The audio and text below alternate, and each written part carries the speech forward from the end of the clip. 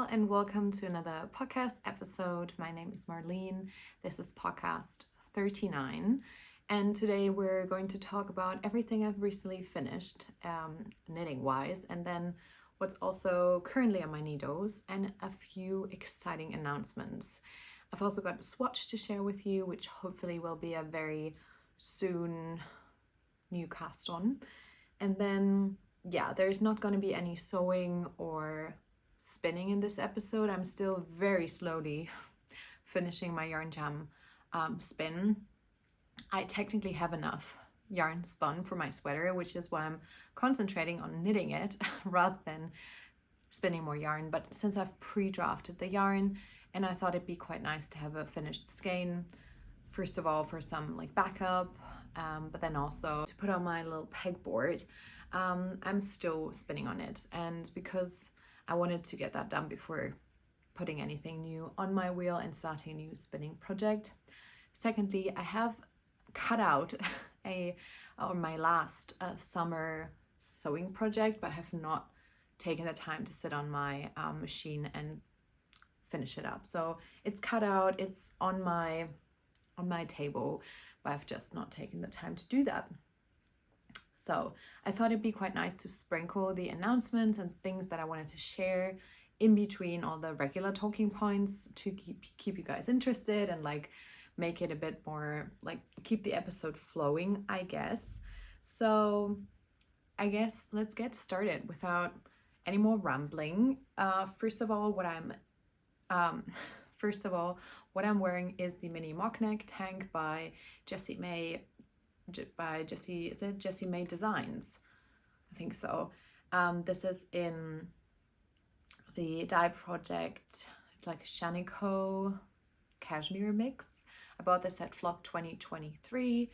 It's in a color Steely Grays or Steely Gray. I haven't taken any notes for what I'm wearing because until just a few minutes ago I was wearing something different, but then I got too hot and I changed into something that at least gets my armpits some ventilation. You know, I'm like so much in the autumn spirit like right here, but the rest of my body is sweating profusely these last couple of days. So it's September now. We're going to just make the best of it, though it's still really warm outside. So yeah, I haven't worn this on the podcast, but it's been a recent finished object, so I thought it'd be a quite nice idea to kind of wear it today. Let's get into my two finished objects of today's episode. First of all was a recast on project, something I had cast on before, I think in May. And this is the Small Fry Scarf by Samantha Guerin. And I had cast it on, which is one strand of the yarn that I am using right now. And this is the Haya by Holst Garn. The Haya is, as far as I remember, a predominantly alpaca yarn. I'm not sure if it's a mix. You can check it out in the description box or in my Ravelry page. And this is the colorway Caramel. And like I said, I had casted this on. I was knitting on this. I must have casted this on in March already because I was knitting on it in April while flying to Edinburgh and back. And on the way, I made a mistake. This is actually designed to use a sport weight, and so when I made a mistake and kind of decreased in the wrong direction, I ripped it all out. It was sitting like on the side for some time because I couldn't be bothered to pick it up during the like very, I don't know, heat of the summer, but then when I did, it went very quickly.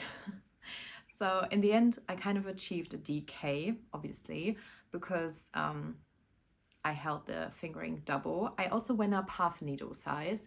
For detailed information about kind of measurements and all, you can have a look at my Ravelry page. I'm not sure if this is very helpful to just kind of put the numbers out there. I think it's a bit more confusing to just throw out numbers, and at least in my case, I never like really listen to them if someone states all the measurements and inches and meters and everything. But if you really want to knit something like this and you also just have two 50-gram skeins of fingering weight or 100-gram skein of DK, which, you know, just 100-gram of, I think about like a 200-meter yardage. See, now I'm throwing out numbers and I'm getting myself confused while doing it. But if you've also got this yarn, for example, and 2 skeins of it, I held a double. I tried to just increase, like follow the pattern from beginning till a midpoint. And my goal was I was actually weighing my yarn and trying to kind of come up with a measurement on how much yarn I was using for the rows, though this was a bit deceiving because my rows were getting wider because of the increases.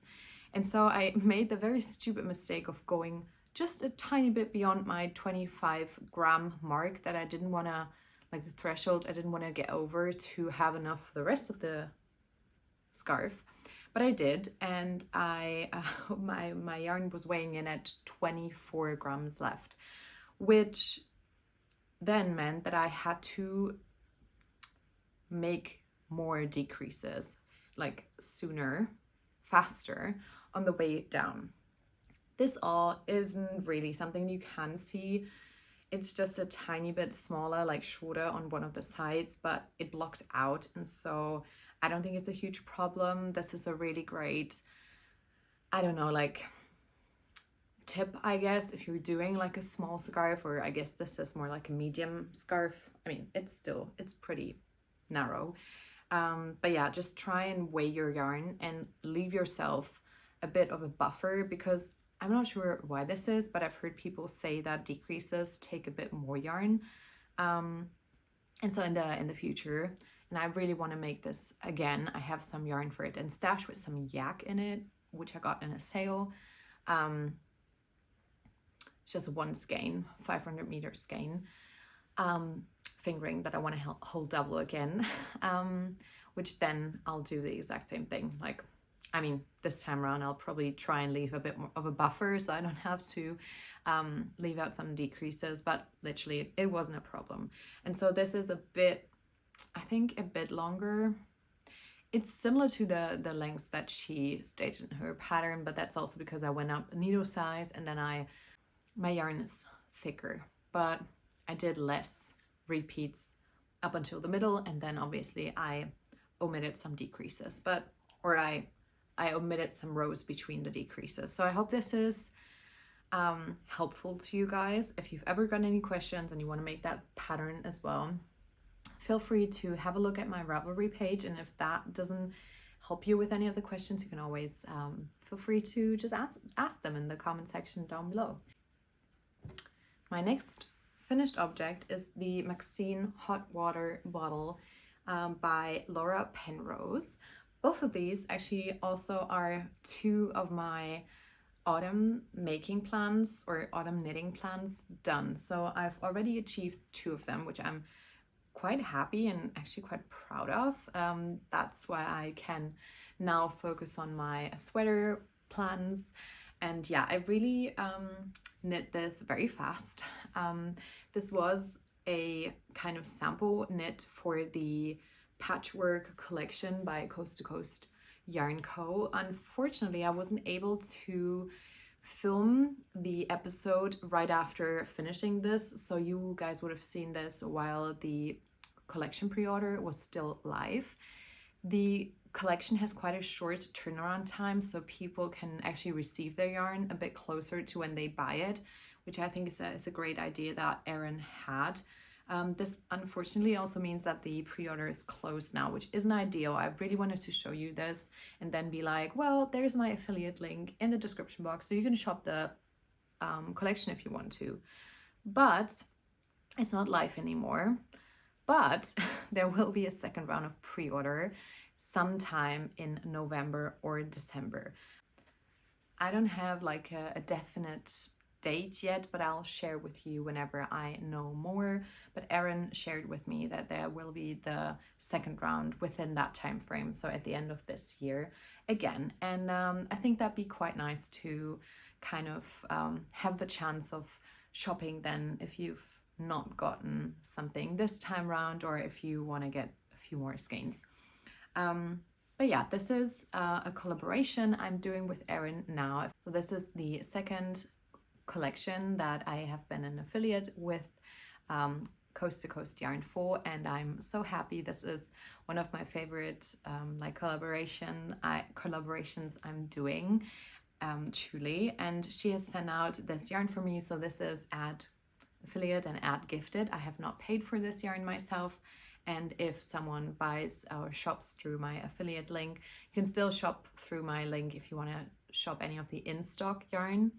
But yeah, you I'll get a small pushback of the sales from that. This kind of makes it possible for me not to do any other ads for like things that I don't think are really important or relevant to knitters, but still have a form of added income every once in a while, since like it's, you know, it doesn't happen every week. But yeah, it's just a very, like, I like this format of working together. And let me share a bit more about the hot water bottle now, without talking too much about the ins and outs of affiliate systems in the knitting communities. So yeah, this is the design by Laura Penrose, and I've used the regular like fingering sock yarn by Coast to Coast held double. I've used Button, which is a neutral kind of like cool-ish cream color that she had in previous collections before. She's kind of I'd say like this returns quite a few times. Then Archer is the brown, which I also think is a color she had in her collection before and kind of came back. Then we have this beautiful kind of like a green with some speckles in it. Let me actually check my Ravelry so I can tell you the names. So this was the Weaver's Dogwood. You can also see it here a bit more clearly. It is slightly variegated, and I would recommend checking out Erin's Instagram or her web page to see the colors a bit more closely. Then I've got the beautiful like peachy orange color, which is called August Ginkgo, and the light blue color that is called Kissera Sera. The next one, it is the one that is in here the least, I would say, is this like beautiful lilac, which is called Mountain Sampler. And I think that's it. I have made a little adjustment here in the top half. Actually, it happened by accident, but then I quite like the look of it because my colors were quite similar kind of in, I would say, like saturation to Laura's first sample. I think for some of the colors it was really easy to know which one I was currently knitting on, but with some of them it was a bit more like, I think the green and the brown were kind of swapped in her sample. So, you know, I was picking up the darker one of the two, but I was actually supposed to be knitting the lighter one in the logic. So I did mix up these green and brown. They were supposed to look the exact same like here, but I really like that. Like, I realized it a few rows in and I was like, well, I mean, we're just gonna try it. And I actually quite like that it's not the same. But then I also added a row of these like just lilac dots, because I was thinking the lilac is the one that is not happening enough for my taste. And so this is just a little add-on that I did. So if you want to do that as well, I just did it on every, I want to say, third or fourth stitch. So I don't think it was too difficult. You could totally do that. It fitted perfectly. I didn't do a gauge swatch. I quite like the look of this like rolled, like it's giving like turtleneck for my hot water bottle, and I love it. I did the 2x2 ribbing, and then yeah, I only used about like 6 to 9 grams for each of the colors, and that's fingering held double.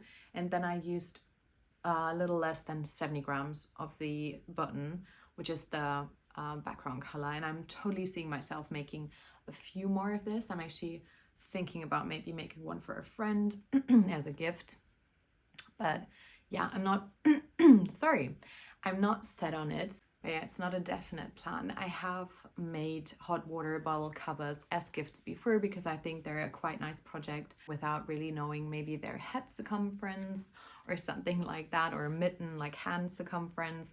So other accessory knits like gift knits might be a bit more, you need to know these things about the person so it fits. With this, you just need to know the measurements of a regular hot water bottle, and that's quite easy, you know.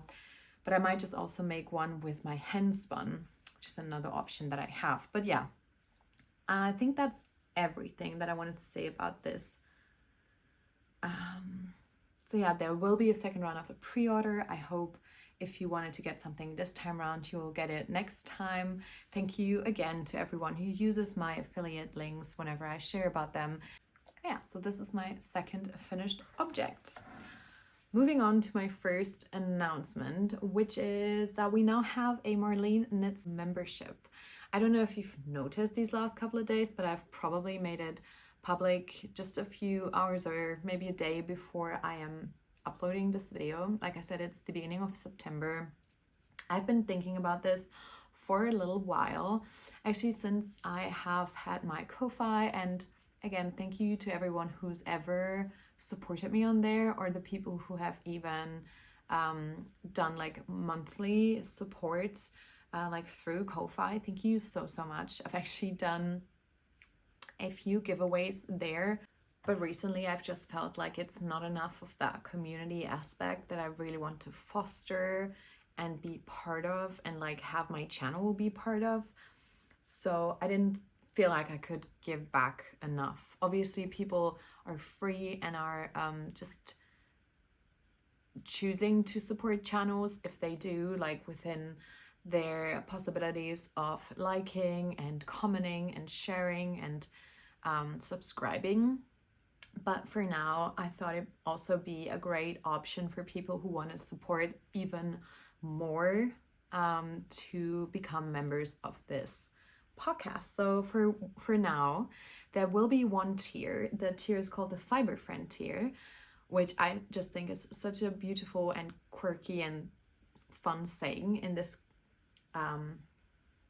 in the fiber community. So it'll be just for the price of a cup of coffee, just as my Ko-fi was. It's €4 or $3.99.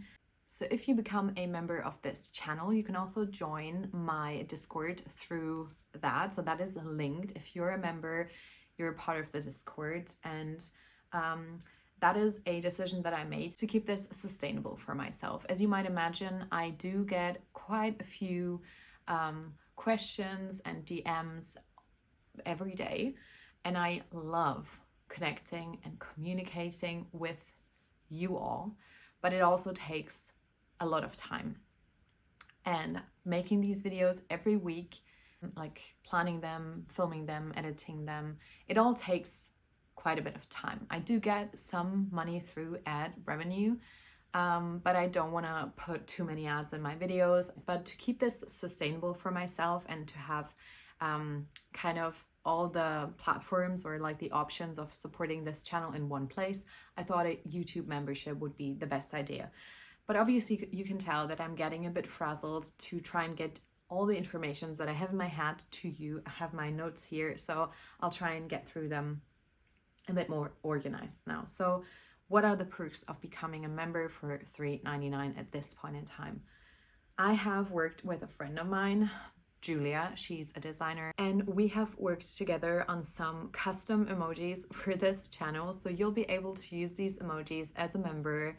They are the cutest, let me tell you. I'm so happy with what she came up with, like how she made my vision come into, I don't know, to shape up. Like I'm so happy with it. So you'll be able to use them. You'll also get like a placket for how long you've been a member of this channel at. This I actually try to create with AI, with the AI feature in Canva. I try to make some like quilty motifs, and those were just some of the ones that came out. Next up, you'll also be able to have early access to all of my uploads. About an hour. It's not going to be a major thing, but I just worked through all the perks that YouTube suggested, and I thought that might be quite a nice perk to have. So you'll have early access to all my uploads, and then you'll have priority reply on your comments. So if there's ever anything that you want to ask outside of the Discord, just like if it's related to one specific video, you can obviously always comment, and members will have priority reply. So I don't always get to reply to every comment every day. Obviously, I take about an hour to 2 hours every week to then sit down and like really focus on the comments. Like if someone suggests things, I look them up. Like I have Ravelry open on the side. If I'm asking like, what are you knitting? I'm actually looking at the things, and like I really want to connect more. And I know that comments are just one part of that. I really like the back and forth that I sometimes get to have, but I do also think that having the added like Ravelry, no, the added Discord as like a, also like a smaller community thing where, I mean, maybe you'll connect with some other knitters there, and like we can maybe help each other and chat about our most recent projects. I just think that that's a nice idea, and I just think it'll be easier to connect further beyond the comment section with that. I'm definitely open to changing bits about this, and that's just how we'll start with it. I have thought about adding like a lower and higher tier with adjusted perks. For the highest tier, I could see myself doing like a monthly live stream, like kind of a knit night. But I don't want to commit to too much right now. I think it'll be nicer to rather grow this over time, see if and how many people are actually interested in this, like on the mid tier, and then add like a, if there's like $3.99, add like a $1.99 and like a $4.99 or $5.99, like something like a supporter tier where you just pay monthly for the videos, and then get like maybe the emojis and the early access and all of this, but not the Discord. And then the next tier up will have monthly live videos. But since I'm not a since I haven't done any live videos, and I don't know if my low tech kind of setup will be enough for that, I haven't come up with like a decision on that. But I think I'd rather like grow with my members together. I'm definitely open to feedback, to anything that I could change over time. And yeah, I have really hoped this will be interesting for y'all. I thought about how I could add to the experience of being a subscriber of a knitting podcast or a making podcast, and how or what I would like to see. I myself have been a member of a YouTube channel before, and I've quite liked the community aspect of it. It wasn't actually a knitting podcast back then, but like a gaming podcast, actually about Animal Crossing. And since my interest in that has faded a bit over time, I've just stop being a member of that channel. And I think it's a great thing because you can always decide whether it is still something that's interesting to you. But during your membership time, you'll receive some quite nice perks, and you'll be able to connect a bit further, which is really what I hope this would bring to the table. So I really hope this will be interesting to y'all and a great addition to my work here on YouTube. So like I said, if you're interested, if you've got any further questions about it, feel free to ask about it. It is live right now, so you can just click, I think it's called join, underneath this video if you want to check out the perks. You don't have to pay any money to check out the perks, but if you do want to join, like I said, it's $3.99 per month, and I'm happy to add perks over time if I feel like it is sustainable. I'll have to just wait and see if people are interested. I've put in a lot of thought into this, but like I said, I'm open to any feedback, obviously. So let's talk whips. My first whip is actually the whip. I haven't talked about it a ton on this podcast, but in the Spin With Me episodes, that I am doing specifically for it. It is my Framed by Andrea Mari, and it's my Rhinebeck sweater, and I'm actually quite far with it now. This is where we're at. I've almost finished the body. I'm currently got the back stitches live on the needles, and I just have to do a bit of short row shaping and all, and then it'll be done, the body at least. I'll add the neck like knitting, ribbing, and then I'll start the sleeves. So I'm really hoping that I can get to the sleeves, or at least finish the body today.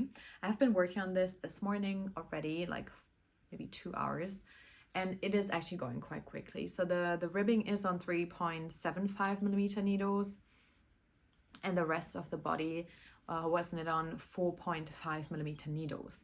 This is knitted in the La Bien-Aimée curry worsted in a Meige, the double Sunday by Sanders Garn in, I think, 2321, I think it's the almond color.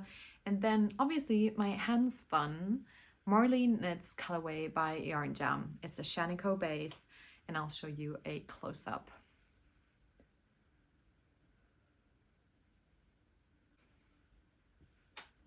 So I hope you were able to see how the yarn is changing. I haven't done, or I didn't do kind of a, how would you call that, like a fractal spin.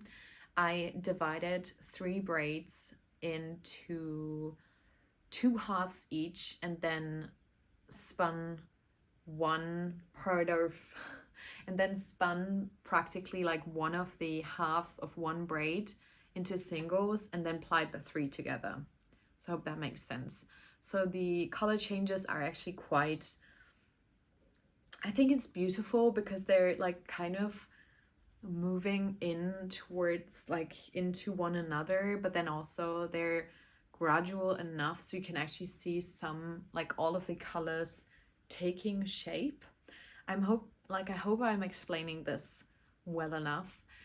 But yeah, I'm super stoked about this. I can't wait to wear this on the hill at Rhinebeck and meet Andrea and say, look at this, it's my first hand-spun sweater, and it's my first Andrea Mari Rhinebeck sweater, and this is my first Rhinebeck, and then we'll laugh about it. And I mean, that's how I'm imagining it is going to happen. Yeah, you know. This is size 4. It is really cropped. It is really, really cropped, but it'll block, and I'll block it for length rather than width, because this is going to have quite a bit of positive ease, like over 20 centimeters of positive ease, which I'm fine with. That's what I chose. I could have gone with size 3, but I wanted a bit more oversizedness, and I think more oversized and more cropped goes well together in a way. And I'll just pick some pants to wear with it that are high-waisted enough. So I'm not sure if there's anything more that I want to add to this. Whenever I get a bit more progress on this, I'll share in a 3rd and final Spin With Me episode, where I'll also be talking a bit about my my planning for Rhinebeck, like everything I'm bringing, all my project planning, my packing, and all of that. But yeah, that's the Frame by Andrea Mari. I love my hand spun. I'm actually going to move into talking about the Yarnjam collection right after my works in progress. And so yeah, this is my first work in progress. My next work in progress is my tessellated cardigan. I cast this on recently to have some like easy ribbing to work on while I had some friends visiting.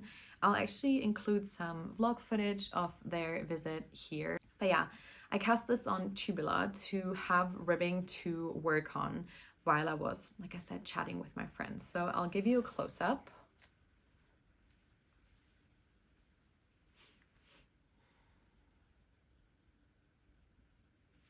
I haven't knitted on this a ton. I'm doing this as part of the Mosaic Mayhem knit along by Young Folk Knits. It's the YFK Mosaic Mayhem KAL. And I'm kind of doing a mini KAL within the KAL with my friend Anna from Brooke Willow Knits, who's also doing this with her handspun. Actually, I'm not using handspun, unfortunately. I bought this before I really gathered that I could kind of just look for some fiber that I love and spin up, and especially how I realized through my frame now, if it's just like one color in your color work knitting, you don't need to spin a ton. I'm still a bit like, I have a lot of respect for doing a whole sweater spin, but yeah, unfortunately I didn't do it. But I'm using a yarn that we've got at like the shop that I work at, Strickverliebt, that is mimicking the like spin cycle-esque or hand spun yarn quite a bit. It's by Earth Yarns, which is a European brand, and I'm quite happy with it. It'll like, one of the colors that now it just both looks orange, but one of them will like have a color change over time, and then the like fuzzy yarn will just stay orange, obviously. So I've been knitting on this a bit. It is a slow progress, but it's also quite nice because it's not too like, I don't need to think about it too much. Just whenever I'm changing colors and like I need to twist around my yarn or my cardigan, I need to think about it a bit more, but otherwise it's a quite mindless sitting on the couch watching a YouTube podcast knit, which I quite love, obviously. I don't think it'll be as mindless if I reach like shaping sections and all, but until then, I think it'll be quite nice. And I'm using my Bubbles and Berries mushroom stitch markers and my Nala Knits like needle stoppers, and obviously my Chagu needles that I always use. They're the metal needles, red lace. I sometimes use the bamboo, but honestly I've become a Chagu metal needle lover over time. So yeah, that's my second project. I'm very happy with it. I'm looking forward to knitting on it more and eventually wearing it. Now onto my third project. That is also I need something to knit on while I'm out and about knit, because none of my like big sweater projects, the moment they became like a color work sweater, they weren't really a portable object anymore, I think. And so I cast on a sock. And this time around, this is actually inspired by my friend Rebecca, who was one of my friends visiting last week. I was inspired to knit 2 at a time, but because I'm not loving the idea of doing it magic loop on the same cord, I'm just doing 2 separate socks, but at the same time. So whenever I reach one point in the pattern on this one sock, I'm knitting the second sock towards that same point, and so they'll technically, like in my theoretically, they'll be finished very close one after the other, and this is how I'll get around the second sock syndrome, is what I was thinking. And I actually got quite far on this. I was knitting on this while I had my knitting circle on Sunday, and if I had like a few moments in between working or even in my on my lunch break at work this last week. And this is the Love Love Love colorway by Coast to Coast Yarn Co. I got this in the pre-order. I have a friend, my friend who also designed my custom membership emojis, Julia, and we have ordered yarn from the US a few times now. And she is she's also a big Coast to Coast Yarn fan. And so, yeah, we both got this colorway because we are in love with it. And I had to cast it on pretty much immediately. And this is the Hermione's Everyday sock, which I'm also doing in a mini knit along with my friends Rebecca and Emily. And they're both also using other yarns, but similar aesthetic, like unicorn sprinkles kind of thing. So this is what they look like. This one just needs one more repeat, I think, to be at the exact same point. But yeah, I just thought it'd be a nice project to have these like color changes in. It is actually quite funny how different they look, because I just pulled from the outside, and for this one I'm pulling from the inside to do them 2 at a time. But I mean, that's the beauty of hand-dyed yarn, isn't it? They're going to be sisters, not twins. So yeah, this is my on-the-go project right now. I don't usually knit a ton on them while I'm at home, though I've been knitting on them while watching the new Rings of Power like season, because I couldn't focus on any of my color work then because I wanted to focus on the series. I'm now knitting on my frame because we're rewatching it for the first time before the new episode drops on Friday. It's a whole spiel, you know. But yeah, these are my 3 works in progress. I mean, I would love to cast on more projects, but right now I feel so content with these. My frame is obviously my first priority to get done before Rhinebeck. But I'm in, like, I have enough time. I think like 5 weeks left. I don't think I'll be able to finish any of my other like bigger projects or even cast on the book club and get it done by then, which would have been a nice like wishful thinking, but I don't think it's gonna happen. I have so many other already knit sweaters in my collection that I don't have to get a second one done until Rhinebeck. It was just a what if, because then I could have been matching with Mia, which obviously would have been so nice because she's making her book club for Rhinebeck. But yeah, I don't think it's gonna happen. But I'll have my little small fry scarf and my framed, and I think it'll be so nice. Right, let's move on into the next announcement, or kind of like apart from knitting thing I wanted to tell you about is the yarnjam podcaster collection is launching this Friday. I'm not sure which day I'll be able to upload this, but for sure I'll have it uploaded before the Friday. So you can have a look at Trisha's like website and go through all the colorways before you place an order. If you have or had thought about placing an order, I wanted to just mention a few things. So she'll have a good number of braids in stock starting on Friday. I'll put in the timeline because it's going to be sometime US time, so I think in the middle of the night for us in the EU, but I'm pretty sure she'll have some left if you wake up on Saturday and place your order right away. But even if that isn't the case, and she told us that she has a good number in stock, like dyed up to sell like right away, even if that's not the case, or you decide to order a couple of days later, she'll have a pre-order open. These colorways won't be like in her rotation forever. They'll be in the pre-order, and maybe she'll do another round of pre-orders if it's like very popular. But I mean, you guys are going to decide that really, if there's like a lot of interest in it, which I can't really predict. I've gotten a few very nice comments, and obviously us as like a group of podcasters is super chuffed about it. And like I said, a few so lovely comments, but I can't really predict like what the spinning sphere is going to make of this, like the spinning community. So we'll just see how it goes. I think if you're interested, get in early, get your braids, or if you're not decided by then, can always wait for the pre-order. I'll have a code which is called just Marlene Knits, all caps, which will give you 15% off your order of these collection braids. The code isn't valid for any of her other products on the shop, but for any of the colorways of the podcaster collection. So if you're wanting to get someone else's colorway as well as mine, or just someone else's, you can also still use my code, but you can use any of the codes for 15% off. It's just the podcast channel names you can use for 15% off.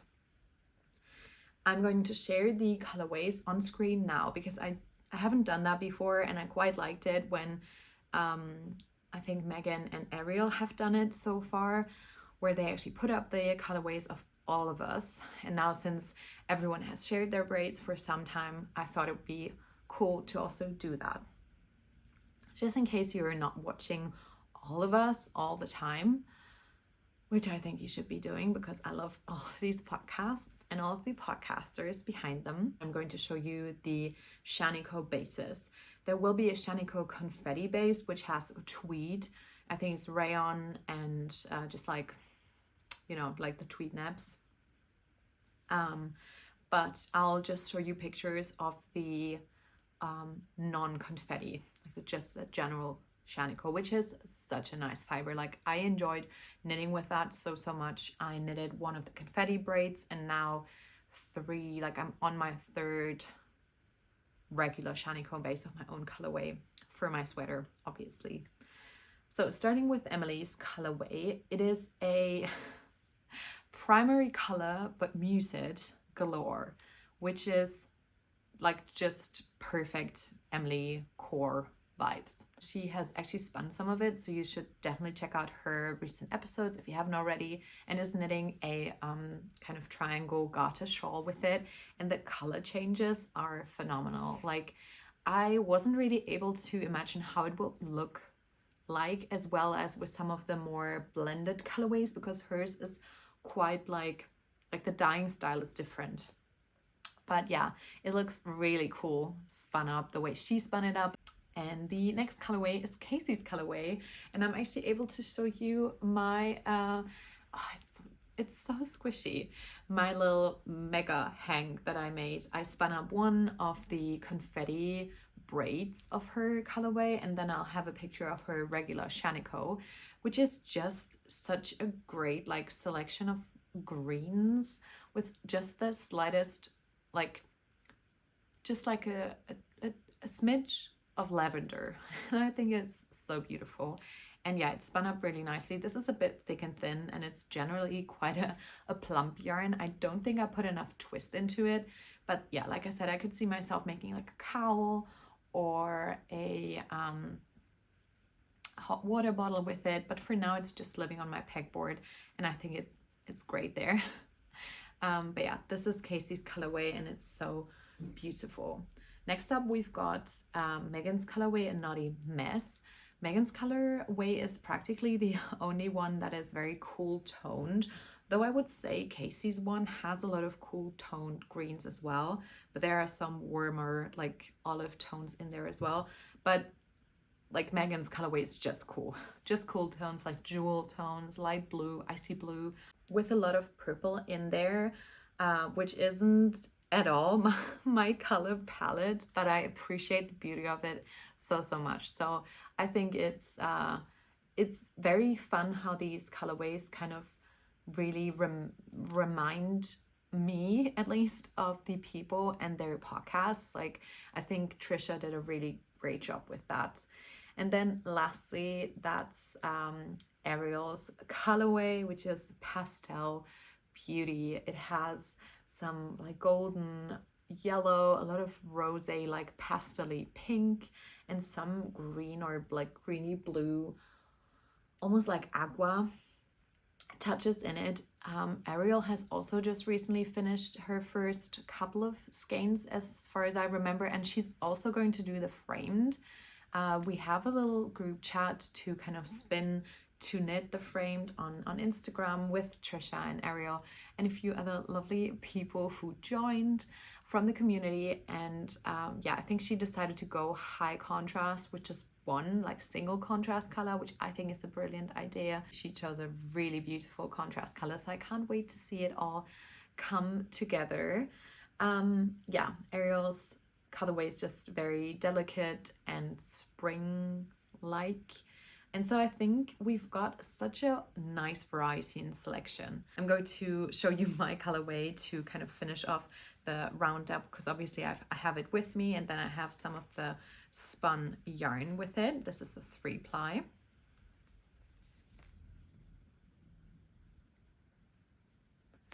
And yeah, it says my name on it. It's the Marlene Knits colorway. And yeah, as a little thank you to those of you who will decide to join my membership that I have just talked about, and then also as a celebration for the collection launch, I'll be giving away one of these braids. I did get a few more than I now need for my project, obviously because I switched like plans. I was planning on making the new Knitting for Olive, I think it's called Astrid sweater with it, and planning on spinning for the whole sweater.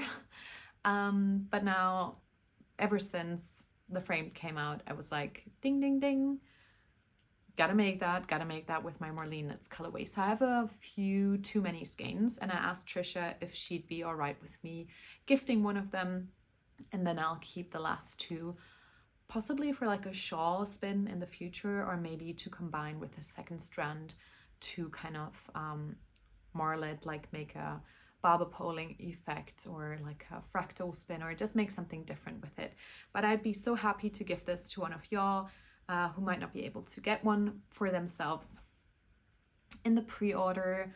And yeah, so I hope anyone who's a spinner and interested and who's also wanting to join my membership, please feel free to leave a comment with one of our new custom emojis and whatever else you feel like sharing underneath this video. I'll be selecting or like drawing a winner within the next week. So the pre-order is on the 6th, but no, the collection launch is on the 6th, and then the pre-order will start whenever the in-stock is shopped.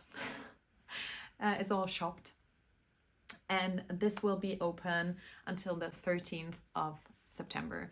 So yeah, I hope I'm able to give back just a bit and say thank you to anyone and everyone who's deciding to join the membership, and then also to kind of share the love on this collection a bit. So yeah, I'm super in love with my colorway. A few things about it. Again, there are some lovely tealy greens in there, like blue greens, teal basically, and then some kind of blonde colors that I actually think are so similar to my hair color. Someone pointed that out and I was like, oh my god, you're right.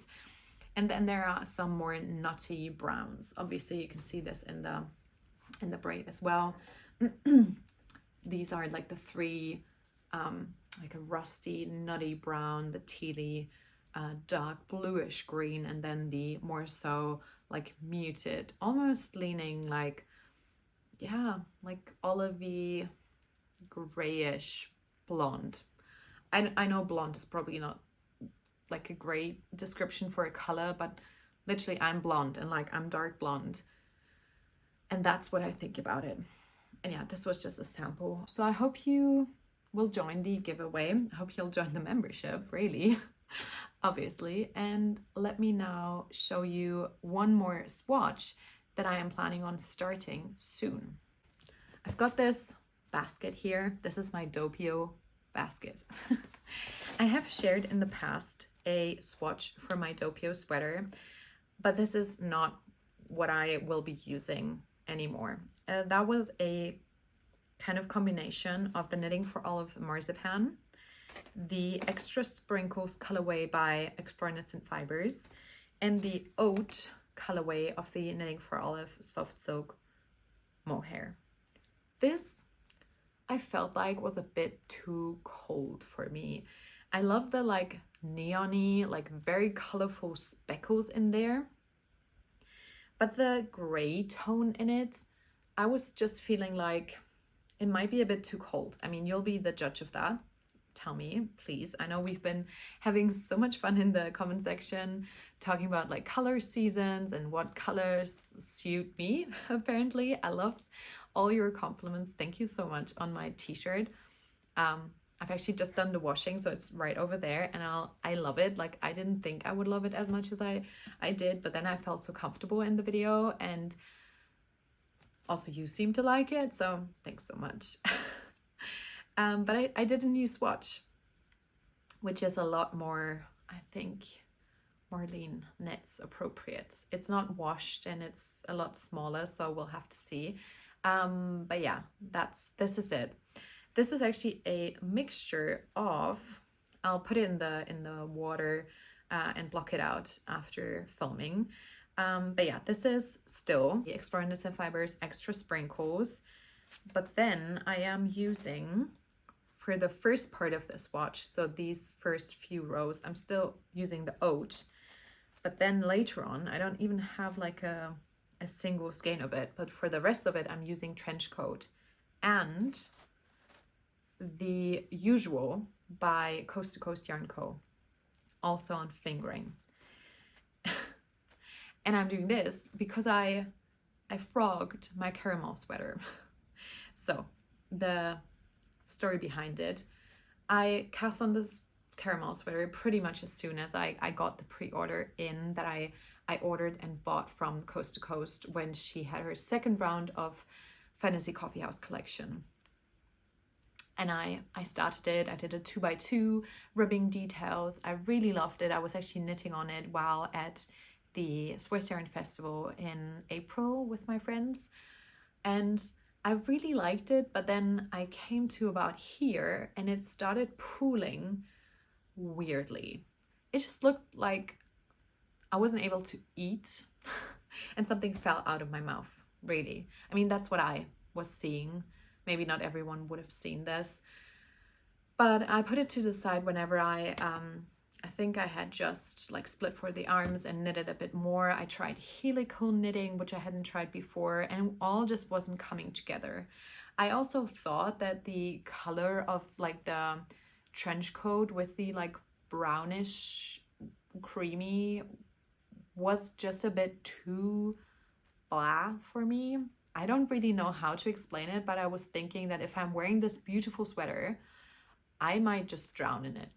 And I don't know why this is different with this, but I think if I'm putting in like a lighter color like this with these like very fun and like almost neon-y speckles,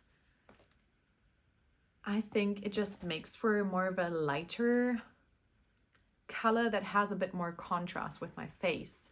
Whereas this, I mean, you're seeing it now. I'm not seeing what I'm showing you, but I just wasn't feeling it. And I've rarely had this case where I was knitting something and I was like, this is not going to be for me. And obviously I went with my gut feeling. I put it to the side. It was snoozing like in hibernation for a couple of months actually. And then just like a few days ago, I swatched. And then I decided that either way, like if I'm going with oat or trench coat mohair, I love it so much more than this. I hope you agree. Let me show you.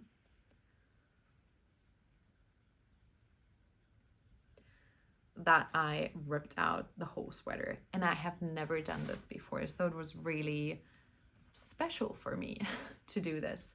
I'm not sure if I might just wind this up and steam it before using it. I have wound it off like both yarns held together, so the fingering merino and the mohair. I think if I just leave it here and relax, it might not be too bad, as it's already, if you can see, like the like wiggly part is already kind of relaxing due to it being like wound up, whereas at the beginning it looked like very ramen noodly. But yeah, leave any tips that you might have for frogged yarn. Do you think it's necessary to steam or even wet block it before knitting with it again? I know it can change like the gauge of the project, but I'm not too worried about it because I'm holding another strand with it, and I think it'll be okay. I'm gonna block it, you know, after the fact. But yeah, if you've got any like, oh my god, you can't do it like that, Marlene, please stop right now. Let me know, comments, you know. But yeah, I think it's a great call, you know, because these two colors, first of all, I think they look great together. But then if you're putting like either this more like cool toned, or like I said, I don't have the trench coat mohair with me because it's all on here and then in my stash. These both have like lighter and darker specks. Like you can tell from the cakes that they both have some lighter and darker cream parts, and this one even has some more like gray in it as well, and this one has some more caramelly parts in it. I think that's why they go so well, and this is such a like perfect natural neutral coffee. Like you would think that I would love this, but with this one it's like very kind of something different, and I think the two of them, that's why they work together so well. I mean, it's just a swatch, and I've been talking for so many minutes probably. But yeah, let me know if you agree that this is so much better than this. I'm very much looking forward to cast this on. I'm not sure if I will be able to wait till the end of the month to cast on with my friends. We have a little kind of knit along Gilmore Girls rewatching in September and casting on the doppio sweater knit along group on Instagram with a few of my friends. So Emily, Maya, and then Jess from La Mercerie, Catherine Seeberger, who is the designer of the heirloom quilt cardigan. That's such a nice pattern. And then a few people from the community, people who've seen me talk about this and contacted me. So if you want to be part of this informal, just very casual rewatching Gilmore Girls in autumn and knitting the doppio sweater knit along, leave a comment, or you can also just go onto Instagram and drop me a DM and I'll add you to our little group chat. Now, the only thing I haven't come to like a 100% conclusion with is if I'm using oat or if I'm using trench coat. Personally, I'm going with, like, I'm leaning towards trench coat, and whoever else I asked, like in my knit along group, for example, or even on like my knitting circle meeting on Sunday, most people were leaning towards the trench coat. So I think that'll be the one that I'm going with. I hope it looks great on camera. That'd be a shame if I'm leaning towards it and it doesn't look good on camera, but oh well. This is a plan that I have. So yeah, that's something I might be casting on very soon. I'm trying to hold myself from casting it on right away and be like, finish the frame first, then you'll be much closer to your friends casting on as well. But I don't think it'll be a problem if someone casts on a week early. It's, like I said, very informal, but it's nice to be talking about like color combinations and engage and ease. I actually asked the group like what positive ease we're all thinking about doing, because I'm always like in so many projects I'm between sizes 3 and 4, with one giving me a bit less positive ease and the other one giving me just a slightly bit more, obviously. So if you've knitted the doppio sweater, please let me know what positive ease you choose to go with. I'm between having 8 or 18 centimeter of positive ease. Yeah, so going with size 3 or 4. So if you've got any insight on that, let me know. And yeah, let's move on to my next talking point, which is knit-alongs. Currently, there are so many, like I said, knit-alongs happening, and I like the community of that. I like the big ones where it's just like, it has a theme, everyone's invited, like just let's all knit something and then share it on Instagram and get each other like excited, motivated, inspired. But then I also like the small ones where it's just like a Discord or a Facebook or a Ravelry or an Instagram chat, and it's just like online pals knitting together. And sometimes I do that just like very low profile, like with my Hermione's Everyday Sock. It's just a fun little thing with 3 friends. But then sometimes it's also a bit of a bigger thing and we'll invite other people. And so I thought I'll just share all the knit-alongs I know of that are happening right now, starting this September, that you could take part in. And if you hadn't heard of maybe one of them before, but it would be something that you'd like to join, I'd want it to be a source of information like that in this week's episode. So let's start with one of the obvious ones, because I've shared it already in this episode. It's the YFK Mosaic Mayhem knit along. It's by my friend Kaci from Young Folk Knits, and the theme is mosaic knitting. Mosaic knitting is a form of colorwork knitting where you knit just one color in each row and you slip the stitches that are not being knitted, and that makes a very nice and very distinguishable colorwork knitting style. So a lot of Amy Christopher's knitting patterns are in mosaic knitting, and then also a lot of the ones by Andrea Mari that I know of. As you might be able to tell, I have been knitting a lot of basic things over the first couple of years of my knitting journey, and have just within the last, I'd say like a year, maybe half a year, with also starting to spin and all, come to knit more interesting, colorful, exciting, adventurous stuff. Not to say that my basics aren't great. I was actually just talking about my this with my friend Mia from Knitting Grace while we're video chatting last night. That because I've knitted all my basics, I can now move on to some crazy and fun stuff, while she has made so many more complicated and like textured and delicate and fun things that she might not be able to wear to work, which is why she's now knitting more basics for her wardrobe as well. So we thought that was quite interesting, that it can be reversed like that. But yeah, mosaic knitting is so much fun. Like I said, I'm just doing it. This is my entry for the KAL. And yeah, Kaci's just such a great person. And there are so many really nice projects that are already being knit up for the knit along. So you should definitely check out the hashtag on Instagram, or her Ravelry group is I think the two places where it's being hosted. The next thing is the apple picking knit along by Emily from Gently Chaotic Knits. Again, one of my online knitting pals, who's she wanted to make it very informal and just fun knit along for making a garment that you can wear apple picking, and you can wear throughout the rest of autumn and winter, obviously. But I think the theme was apple picking just because she had gotten some very beautiful yarn from West Knits, like from Stephen and Penelope in Amsterdam on one of her travels, and she had imagined a stripe pipe. We're actually talking about it quite a bit because I have made 2 stripe pipes before, and we're talking like color, like distribution, where she wanted to put all her colors. And yeah, I think that was her vision, like making an apple picking sweater. And she now has a group chat, which I'm not part of now, because I already am part of so many knit alongs right now and like group chats, so I didn't want to get overwhelmed with our spinning group, and you know.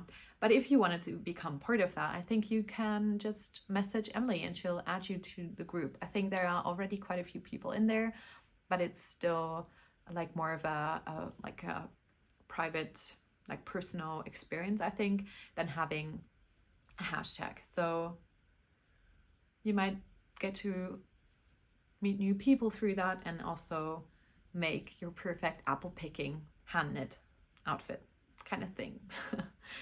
And then the next one is the Year of the Cardigan MAL by Cece from Stitch Witchcraft. I have mentioned this knit along quite a few times already, since it is a year-long knit along, and it's also a hashtag knit along, I would probably call it. And if I'm saying any of these things and you're like, well, this is not correct, Marlene, let me know in the comment section down below. This is just what I have gathered through some online research, you know. So if you're like, well, no, I've heard them say something else, like XYZ, let me know. But as far as I know, this is a KAL or a MAL, a make along, to motivate you and all of us to make a cardigan or more cardigans this year. And I feel like, at least in my bubble, like in my part of the knitting community online, that has been a really big focus. I know everyone's always saying I need to make more cardigans because they're just so handy, because you can take them off, and you know, it's all of the things that cardigans are good for. But then also, a lot of people in the knitting community don't enjoy purling as much as they enjoy knitting. So knitting in the round often comes along with more purling than knitting sweaters in the round. So, you know, we needed a bit of extra motivation, and Cece gave that to us. And so I am definitely wanting to take part in that KAL with a few of my in progress and in planning projects.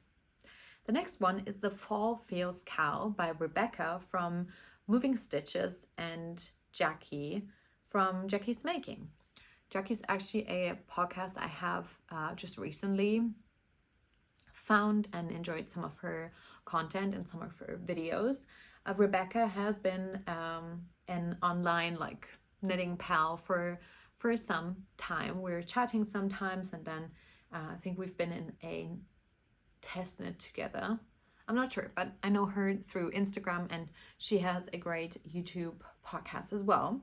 And they have decided they want to knit along that just gives you all the fall feels. So anything that you wanted to knit that kind of falls into the it feels like fall category is welcome. It is a knit along with prizes, and it's hosted on Instagram. So you'll be able to use the hashtag. Feel free to follow them both on Instagram, and so I think that's the best idea anyways. If you want to know more about any of these KALs, just follow the people on Instagram, you know.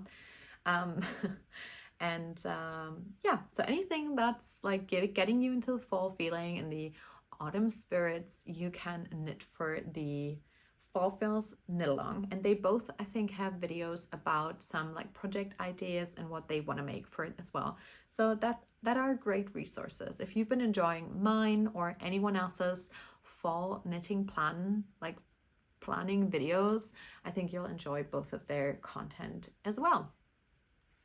And so moving on to the next one, which is the Knit Patchwork KAL by Laura from Under Eagle Mountain.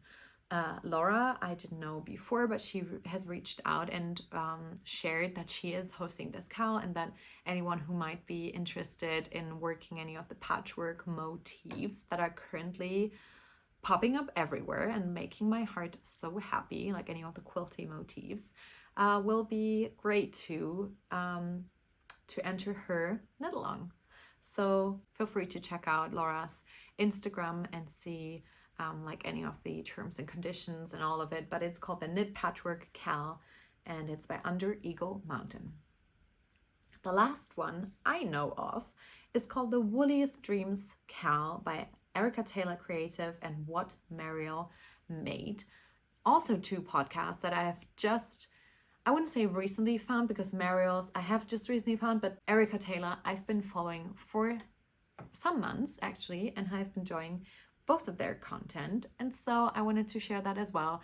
I guess judging from the title, it's about your wooliest dreams, your dream projects, which is similar to, I think, the dream make or the dream knit along that Inga from Knitting Tradition had hosted, I think last year.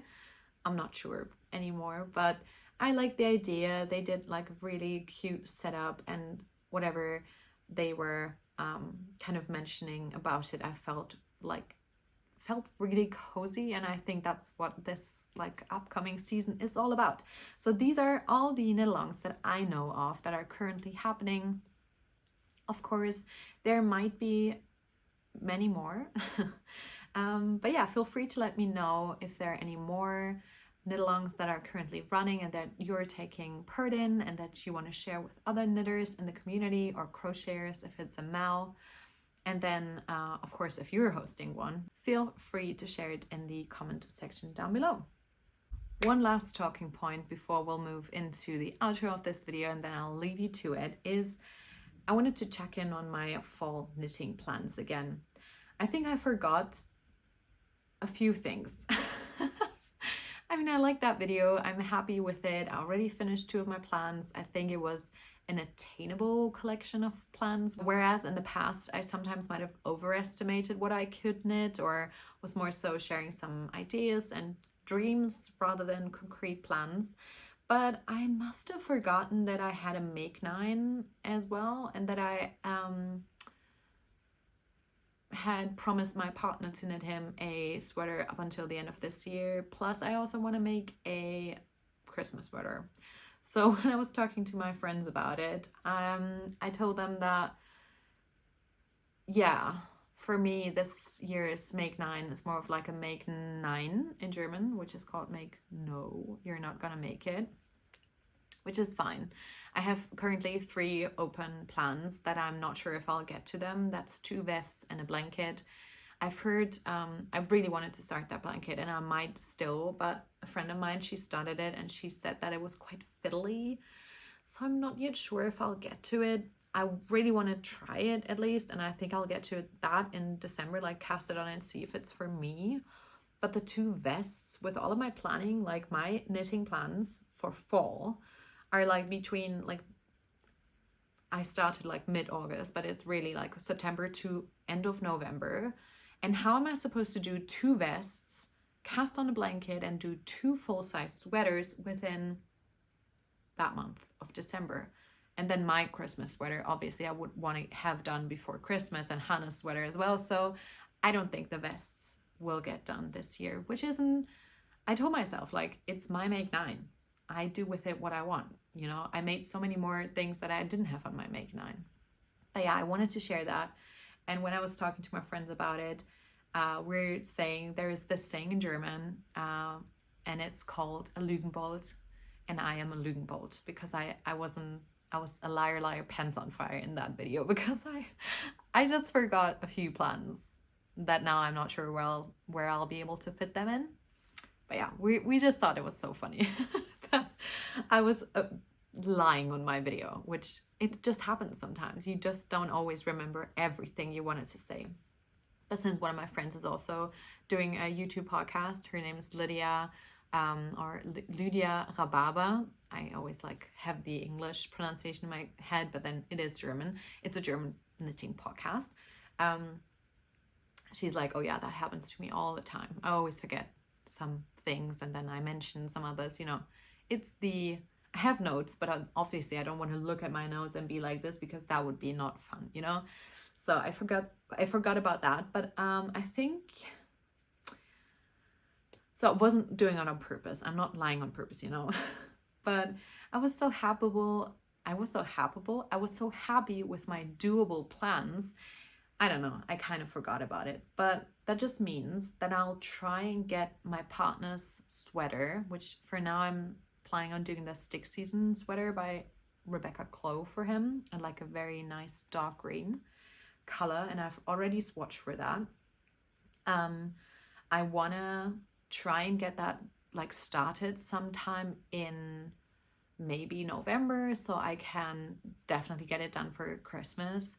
And if that is like good and like on the way, I might start my sweater, which is the After Party sweater by Biche Bûche, which they actually kindly gifted yarn to me for when I met them at the Swiss Yarn Festival. So I would really love to knit that still this year. It's a beautiful colorwork sweater, and I think it would be perfect in the colors that I chose to be a Christmas sweater. So I think I'd rather do the vests at the beginning of next year, and maybe reevaluate my plans, and then try and get those two more sweaters in. I'm not sure if it'll be like possible. And of course I will be doing a winter plans video, but I've also felt like I like the seasonal planning a bit more than the Make 9. And it's not pressure, like I said, because it's my own plans, but I liked having kind of like an idea of what I would maybe knit this year, but then also I don't need to hold myself to that, like to the point, like to a T. And I really loved going with the flow and like going with my cue this summer as well. So I didn't do like a summer planning video, as you might have realized or not thought about probably, but you know, I didn't do one. So I tried out a few things this year, and I think I like doing all of them. Like sometimes you just don't feel like making such concrete plans, but more so just like casting on whatever you feel like. And then some other seasons, like this autumn, for example, I have such like concrete ideas and plans and like yarns to go with it that I could tell you at the beginning of the season, like this is what I want to do, and then we'll see what I actually get to, around to. So yeah. Obviously Hannah's sweater is a priority for me, so I'll try and get that just started maybe October, November, sometime around then. So I'll definitely be able to finish it for Christmas, which is the goal. But yeah, I feel like that one has a textured yoke and the After Party has a colorwork yoke, but then both of them have like stockinette in the round for days or like for weeks, which also means kind of changing up my colorwork and texture and these more complicated knits with some stockinette in the round projects. I always need something like that, like if I'm chatting with my friends in my knit group or if I'm watching something that I really want to focus on, I need something more easy. So I think it'll work out great. But yeah, like I said, I haven't been knitting a ton this last week. I've had some pretty bad anxiety that I think is now kind of starting to get a bit better. I'm so thankful for like friends to chat with about some, like if ever there are some difficult topics coming up. I always feel like that helps. My therapist is also great, so yeah, I think I've had it. It's been pretty difficult this last week, but now I feel like it's a bit more under control again, which I'm very thankful about. But that also meant that I really appreciate Emily for explaining this one time how she feels about it, and I feel the exact same way. It's like if I'm a bit anxious, I'm knitting more, but then if I like go over this like threshold of like too anxious to function kind of thing, it's like I don't knit at all. And I've actually had a few days where I didn't knit at all, which is very rare for me. Like I don't usually not knit ever.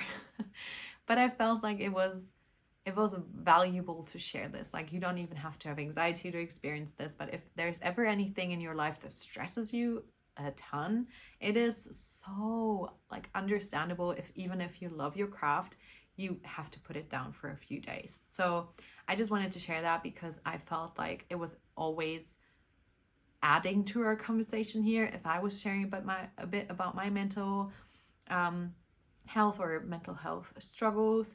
So if there's ever a time that you don't feel like maybe watching podcasts or knitting or crocheting or weaving or spinning, that's fine. Like you are not a lesser maker, you're not a lesser person, you don't have to feel bad for it. I actually downloaded Stardew Valley and played for so many hours. I wanted to get into it for a few years now. I was a huge Animal Crossing fan at the time. I had like a very old like DS. When I was like a teenager I played it, and then as an adult I got back into it when there was like the new game, and then I think I played through it to perfection, at least in my opinion. I had all my dreamies, I had a perfectly curated island, I played through the update, like did all the interior design of my villagers, you know. I was a huge like Animal Crossings fan, and now I wanted to have another cozy game, and so I downloaded Stardew Valley and I've been enjoying it. Therefore, I have also not been reading a ton. Like I said, I wanted to give like a little media update. I haven't been reading a ton. I finished the Part of Your World, I think, trilogy of Abby Jimenez, which I enjoyed. There were some aspects of it I didn't love, but overall I enjoyed. I would recommend if you're like a romantic comedy or like cheesy rom-com, but then also with a lot of real life and a few more difficult topics, but I think she does it well.